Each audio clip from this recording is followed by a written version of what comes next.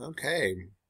The gentleman that Jane met on the icy road on the way to Millcote was indeed her employer, Mr. Rochester, which she finds out only after she returns from Millcote. Now for chapter 13 on page 96.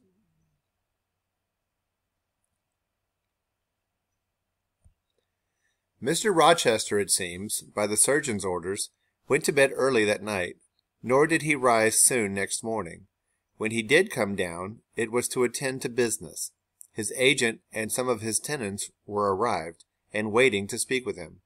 Adele and I had now to vacate the library. It would be in daily requisition as a reception room for callers. A fire was lit in an apartment upstairs, and there I carried our books and arranged it for the future schoolroom. I discerned in the course of the morning that Thornfield Hall was a changed place. No longer silent as a church, it echoed every hour or two to a knock at the door or a clang of the bell. Steps, too, often traversed the hall, and new voices spoke in different keys below. A rill from the outer world was flowing through it. It had a master. For my part, I liked it better. Adele was not easy to teach that day. She could not apply. She kept running to the door and looking over the banisters to see if she could get a glimpse of Mr. Rochester. Then she coined pretexts to go downstairs, in order, as I shrewdly suspected, to visit the library, where I knew she was not wanted. Then, when I got a little angry, and made her sit still, she continued to talk incessantly of her ami, Monsieur Edouard Fairfax de Rochester, as she dubbed him, and I had not before heard his prenoms. Oh, that's fun. Prenoms. That means before names. It's like it's like surname, but first names. And to conjecture that what presents he had brought her. For it appears he had intimated the night before that when his luggage came from Millcote, there would be found amongst it a little box in whose contents she had an interest. "Et cela doit signifier," said she, "qu'il y aura là-dedans un cadeau pour moi, et peut-être pour vous aussi, mademoiselle. Monsieur à la portée de vous. Il m'a demandé le nom de ma gouvernante, et si elle n'était pas une petite personne assez mince et un peu parler, j'ai dit oui, car c'est vrai, n'est-ce pas, mademoiselle?" I took French in high school. That was a long time ago, 30 years ago. Okay, so this part is interesting because this gives us a little bit of insider information. Rochester has asked Adele about Jane Eyre. He asked her name and whether she is not a small person, slim enough and a bit pale, and I've said yes. So he's a little bit interested.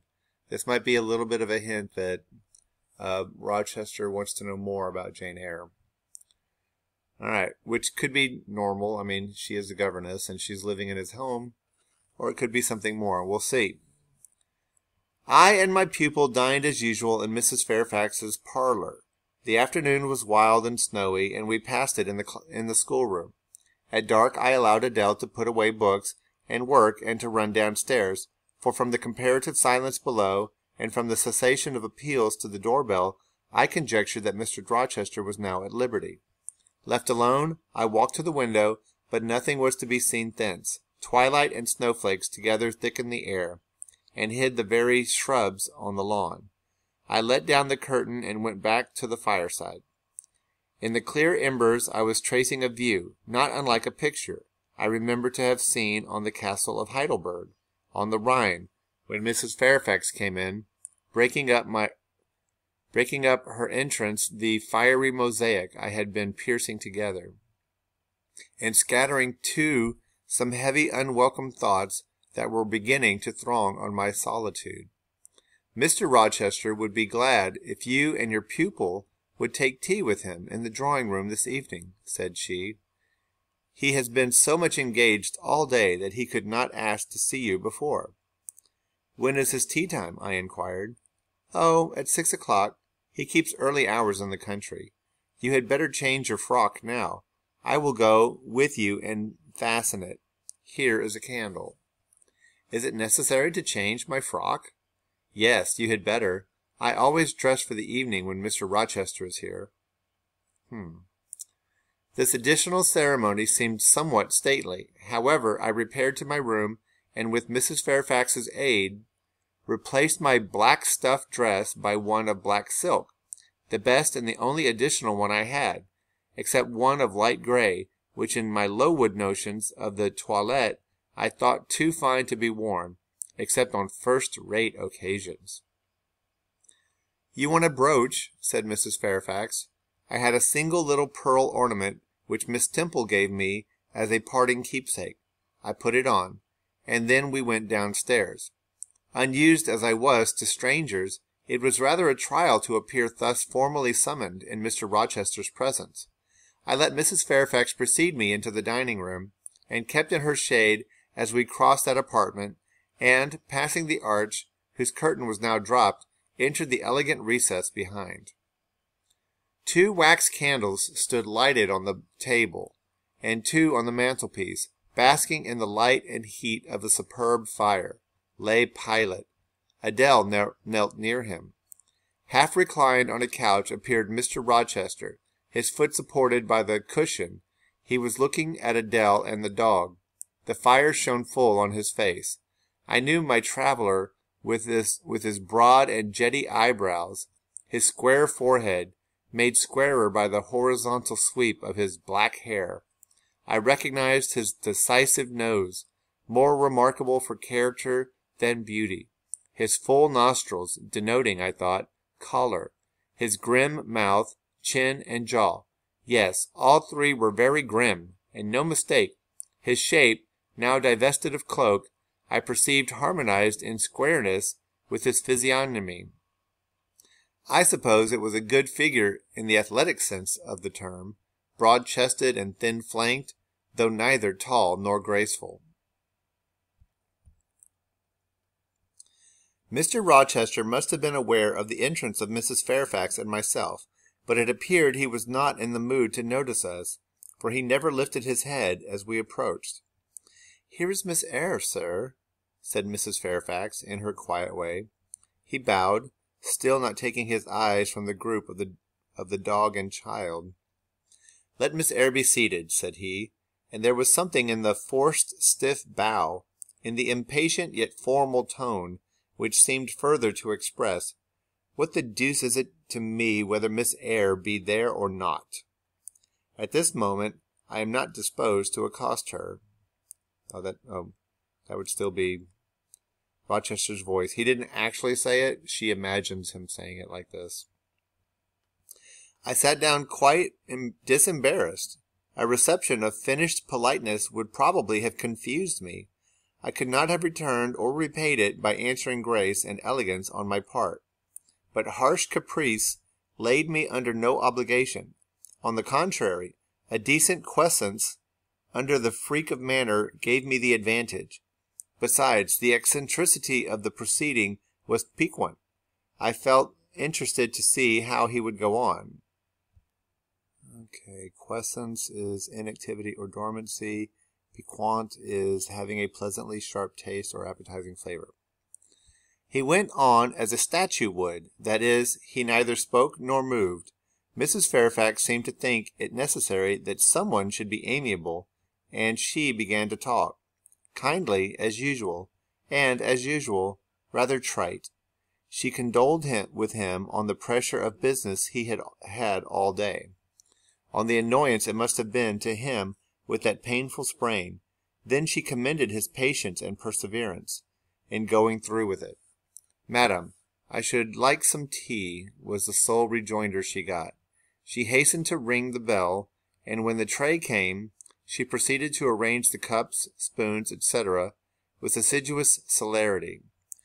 I and Adele went to the table, but the master did not leave his couch. "Will you hand Mr. Rochester's cup?" said Mrs. Fairfax to me.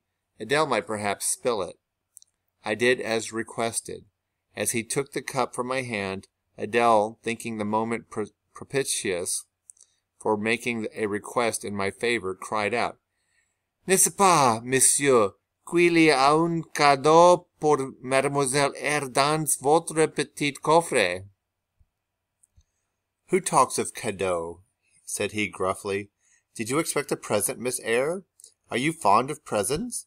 And he searched my face with eyes that I saw were dark, irate, and piercing. "I hardly know, sir. I have little experience of them. They are generally thought pleasant things." "Generally thought? But what do you think?" "I should be obliged to take time, sir, before I could give you an answer worthy of your acceptance. A present has many faces to it, has it not? And one should consider all before pronouncing an opinion as to its nature. Okay, so this is going to be constant throughout the novel almost. Rochester is always like giving interview questions to Jane, and Jane always responds appropriately. And it almost like, I think it kind of frustrates Rochester because she's never at a loss for words. She always knows exactly how to answer, and it's never like what Rochester's expecting. So it's actually quite clever, and the way Charlotte Bronte is able to do it is impressive. So like she can't even answer the question, "Do you like gifts or presents?" Okay, continuing. "Miss Eyre, you are not so unsophisticated as Adele. She demands a cadeau, clamorously, the moment she sees me. You beat about the bush." Beat about the bush, that's funny. "Because I have less confidence in my deserts than Adele has. She can prefer the claim of old acquaintance, and the right, too, of custom, for she says you have always been in the habit of giving her playthings. But if I had to make out a case, I should be puzzled, since I am a stranger, and have done nothing to entitle me to an acknowledgment." "Oh, don't fall back on over-modesty. I have examined Adele, and find you have taken great pains with her. She is not bright. She has no talents, yet in a short time she has made much improvement." Wow. He says that right in front of Adele. "Sir, you have now given me my cadeau. I am obliged to you. It is the meed teachers most covet, praise of their pupils' progress." "Humph," said Mr. Rochester, and he took his tea in silence. "Come to the fire," said the master, when the tray was taken away, and Mrs. Fairfax had settled into a corner with her knitting, while Adele was leading me by the hand round the room, showing me the beautiful books and ornaments on the consoles and chiffoniers. We obeyed, as in duty bound. Adele wanted to take a seat on my knee, but she was ordered to amuse herself with Pilate.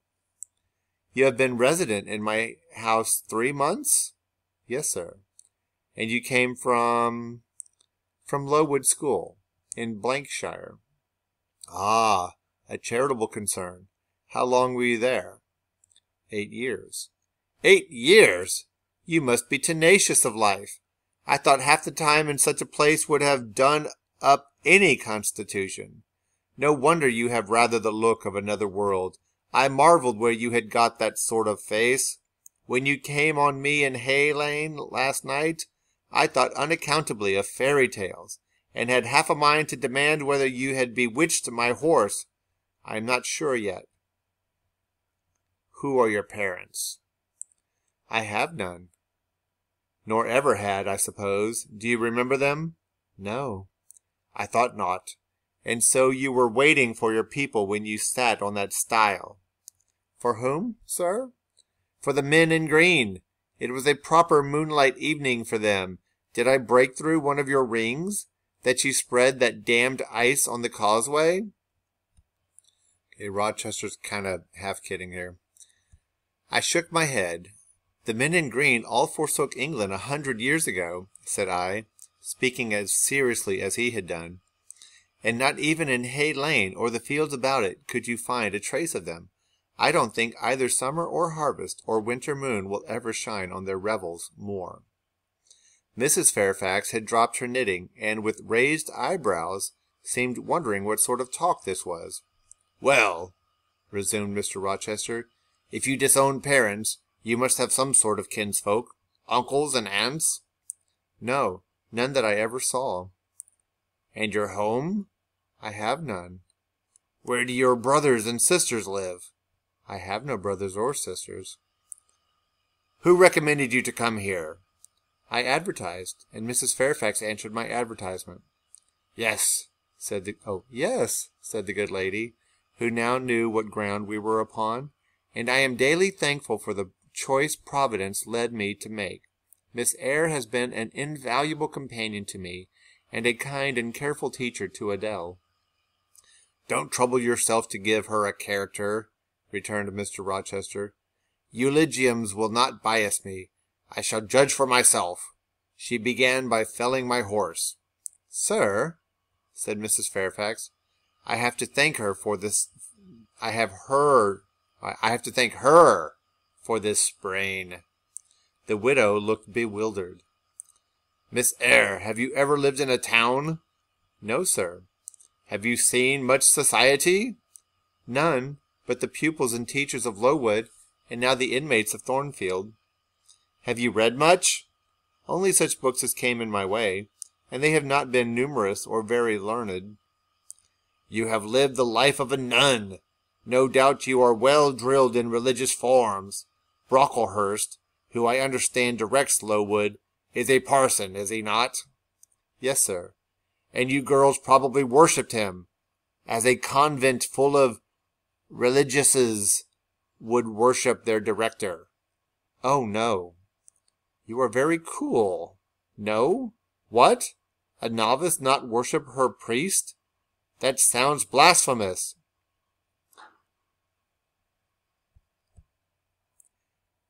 I disliked Mr. Brocklehurst, and I was not alone in the feeling. He is a harsh man, at once pompous and meddling. He cut off our hair, and for economy's sake bought us bad needles and thread, with which we could hardly sew. "That was very false economy," remarked Mrs. Fairfax. That was very false economy, remarked Mrs. Fairfax, who now again caught the drift of the dialogue. "And was that the head and front of this offending?" demanded Mr. Rochester. "He starved us when we had the sole superintendence of the provision department, before the committee was appointed, and he bored us with long lectures once a week, and with evening readings from books of his own inditing, about sudden deaths and judgments, which made us afraid to go to bed." "What age were you when you went to Lowood?" "About 10. "And you stayed there 8 years? You are now then 18? Oh, Mr. Rochester is a really good mathematician." I assented. That means agreed. "Arithmetic, you see, is useful. Without its aid, I should hardly have been able to guess your age. It is a point difficult to fix where the features and countenance are so much at variance as in your case. And now, what did you learn at Lowood? Can you play?" I think he just made a remark about how she looks. Countenance's face, and he's saying that by looking at her, he can't tell how old she is, and he's a little bit surprised that she's only 18. "A little." "Of course, and that is the establishment answer. Go into the library, I mean, if you please. Excuse my tone of command. I am used to say, 'Do this,' and it is done. I cannot alter my customary habits for one new inmate." "Go, then, into the library. Take a candle with you. Leave the door open. Sit down to the piano and play a tune." I departed, obeying his directions. All right, so Rochester's a little bit aware of the fact that he says things and asks for things without saying please. He just kind of demands them. And he kind of pardons himself in the presence of Jane, this new acquaintance of his, although he doesn't have that problem with Miss Fairfax, probably because he's used to giving her orders and not saying please. So he wants to hear how she plays piano. I departed, obeying his directions. "Enough," he called out in a few minutes. You play a little, I see, like any other English schoolgirl, perhaps rather better than some, but not well. I closed the piano and returned. Mr. Rochester continued, Adele showed me some sketches this morning, which she said were yours. I don't know whether they were entirely of your doing. Probably a master aided you? No, indeed, I interjected. Ah, that prick's pride. Well, fetch me your portfolio, if you can vouch for its contents being original, but don't pass your word unless you are certain. I can recognize patchwork. Then I will say nothing, and ye shall judge for yourself, sir. I brought the portfolio from the library. Approach the table, said he, and I wheeled it to his couch. Adele and Mrs. Fairfax drew near to see the pictures. No crowding, said Mr. Rochester. Take the drawings from my hand as I finish with them, but don't push your faces up to mine. Man, he is super bossy. He deliberately scrutinized each sketch and painting. 3 he laid aside. The others, when he had examined them, he swept from him. Take them off to the other table, Mrs. Fairfax, said he, and look at them with Adele. You, glancing at me, resume your seat, and answer my questions. I perceive those pictures were done by one hand. Was that hand yours? Yes. And when did you find time to do them? They have taken much time and some thought. I did them in the last 2 vacations I spent at Lowood, when I had no other occupation. Where did you get your copies? Out of my head. What head I see now on your shoulders? Yes, sir. Has it other furniture of the same kind within? I should think it may have. I should hope better. He spread the pictures before him and again surveyed them alternately. While he is so occupied, I will tell you, reader, what they are. And first, I must premise that they are nothing wonderful. That's her being humble. The subjects had, indeed, risen vividly on my mind, as I saw them with the spiritual eye, before I attempted to embody them. They were striking, but my hand would not second my fancy, and in each case it had wrought out but a pale portrait of the thing I had conceived. These pictures were in watercolors. The first represented clouds low and livid. Hold on. You know what? These are going to be like so deep in meaning of the novel that we're going to take a slight pause, and I'll be right back. Okay, this image I pulled off the internet. Let's see how close it got. All right.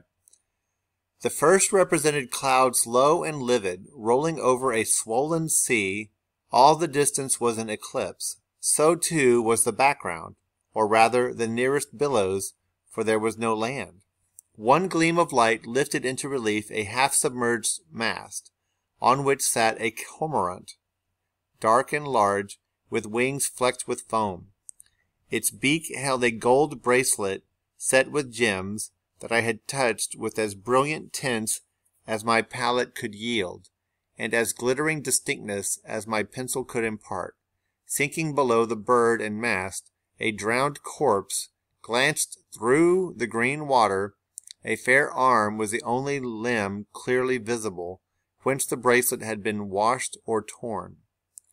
Okay, so like everything in the image that she just described is symbolic. The cormorant is a bird. We have the single mast hanging in the water. We have a corpse underwater wearing a bracelet. We have dark, cloudy skies and sunlight coming through. What is the meaning of all this? Well, I'm not going to spoil this one. We're just going to have to figure this one out together. But you should be reminded of chapter 1 when 10-year-old Jane was thumbing through a book and she saw the northern waters all cold and icy and stormy, and it symbolized kind of where she was emotionally at the time of the story. And this is probably reflective of that. Just keep that in mind. Okay, now on to the second sketch that Rochester is examining. The second picture contained for foreground only the dim peak of a hill, with grass and some leaves slanting as if by a breeze.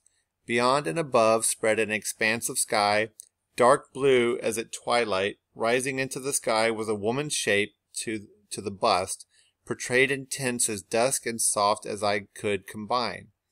The dim forehead was crowned with a star. The lineaments were seen as through the suffusion of vapor. The eyes shone dark and wild. The hair streamed shadowy, like a beamless cloud torn by storm or by electrical travail. On the neck lay a pale reflection like moonlight. The same faint luster touched the train of thin clouds from which rose and bowed this vision of the evening star. Okay, here is a description of the second sketch that Jane shared with Mr. Rochester, and here is one artist's portrayal of it. Notice we have the star on the forehead. We have a giant phantom character overlooking mountains and forest. So this is probably some kind of goddess.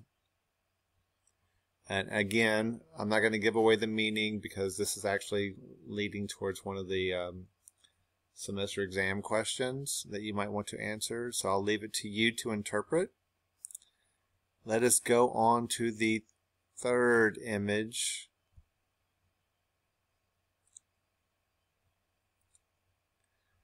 The third showed the pinnacle of an iceberg piercing a polar winter sky. A muster of northern lights reared their dim lances, close serried along the horizon. Throwing these into distance rose in the foreground a head, a colossal head, inclined towards the iceberg, and resting against it. Two thin hands joined under the forehead, and supporting it, drew up before the lower features a sable veil, a brow quite bloodless, white as bone, and an eye hollow and fixed, blank and meaning but for the glassiness of despair, alone were visible. Above the temples, amidst wreathed turban folds of black drapery, vague in its character and consistency, as cloud gleamed a ring of white flame, gemmed with sparkles of a more lurid tinge. This pale crescent was the likeness of a kingly crown, and what it diademed was the shape which shape had none. Okay, I couldn't find a really good picture of this on the internet, so I just settled for this one. Here we have the iceberg, the colossal head with the green fire on the forehead and the hands just below the forehead and the eyes looking this way. And the hair like drapes. It's supposed to be a kingly crown. I guess that's like the peaks of the iceberg on the top of her head. But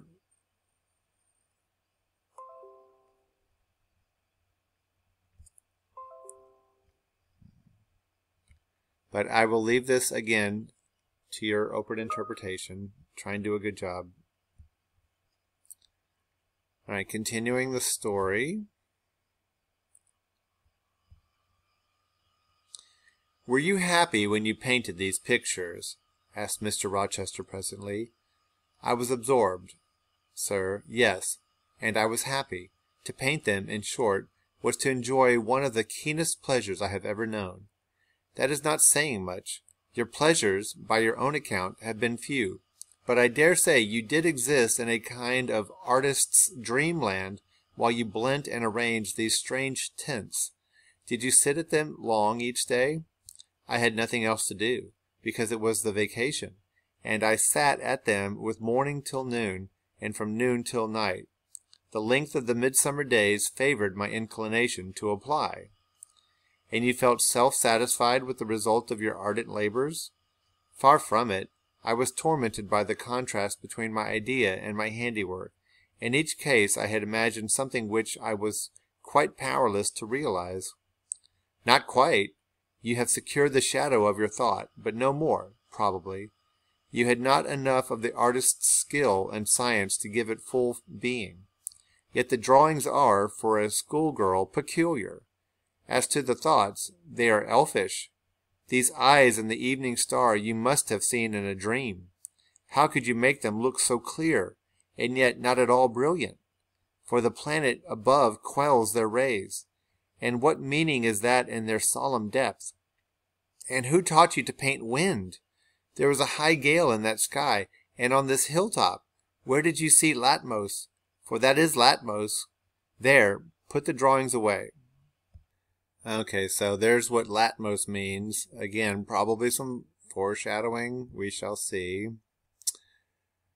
I had scarce tied the strings of the portfolio when, looking at his watch, he said abruptly, "It is 9 o'clock. What are you about, Miss Eyre, to let Adele sit up so long? Take her to bed." Adele went to kiss him before quitting the room. He endured the caress, but scarcely seemed to relish it more than Pilate would have done, nor so much. He's a little bit distant from Adele, apparently. "I wish you all good night now," said he, making a movement of the hand towards the door, in token that he was tired of our company, and wished to dismiss us. Mrs. Fairfax folded up her knitting. I took my portfolio. We curtsied to him, received a frigid bow in return, and so withdrew. "You and Mr. Rochester was not strikingly peculiar." You said Mr. Rochester was not strikingly peculiar, Mrs. Fairfax," I observed when I rejoined her in her room, after putting Adele to bed. "Well, is he?" "I think so. He is very changeful and abrupt. True, no doubt he may appear so to a stranger, but I am so accustomed to his manner, I never think of it. And then, if he has peculiarities of temper, allowance should be made." "Why?" "Partly because it is his nature, and we can none of us help our nature, and partly because he has painful thoughts, no doubt, to harass him, and make his spirits unequal." "What about?" "Family troubles, for one thing." "But he has no family." "Not now, but he has had, or at least relatives. He lost his elder brother a few years since." "His elder brother?" "Yes. The present Mr. Rochester has not been very long in possession of the property, only about 9 years. 9 years is a tolerable time. Was he so very fond of his brother as to be still inconsolable for his loss?" "Why, no, perhaps not. I believe there were some misunderstandings between them. Mr. Rowland Rochester was not quite just to Mr. Edward, and perhaps he prejudiced his father against him. The old gentleman was fond of money, and anxious to keep the family estate together. He did not like to diminish the property by division, and yet he was anxious that Mr. Edward should have wealth too, to keep up the consequence of the name. And soon after he was of age, some steps were taken that were not quite fair, and made a great deal of mischief. Old Mr. Rochester and Mr. Rowland combined to bring Mr. Edward into what he considered a painful proposition, for the sake of making his fortune. What the precise nature of that position was, I never clearly knew, but his spirit could not brook what he had to suffer in it. He is not very forgiving. He broke with his family, and now for many years he has led an unsettled kind of life.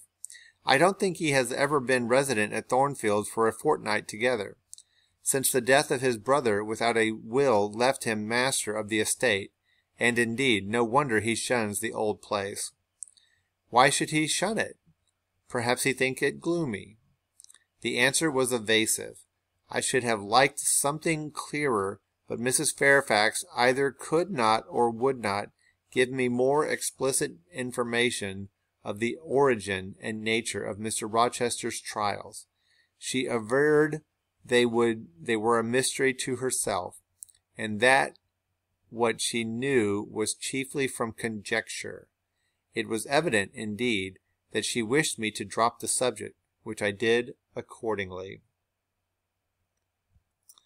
Okay, back to the previous page. Mr. Rochester seems a little bit rude, and a little bit bossy, and a little bit distant, and we start to get a couple of hints of why that might be from Mrs. Fairfax. turns out that Mr. Rochester was the second son of a rich man, and the first son got all the inheritance, but Edward Rochester, the Rochester that we know, would have been like taken care of. He would have been made wealthy, but not, he wouldn't have gotten the preferential treatment that the oldest son had gotten. Of course, the father passed away, and then the older brother passes away, which puts Edward in charge of all of the estate, making him very wealthy, but also a little bit, jaded because he wasn't the first choice to take care of things. And there was a time period where his brother was in charge of everything, and he was taken care of, but he wasn't satisfied. We'll learn more about that as we read. Hope you enjoyed chapter 13 as much as I did. Toodles.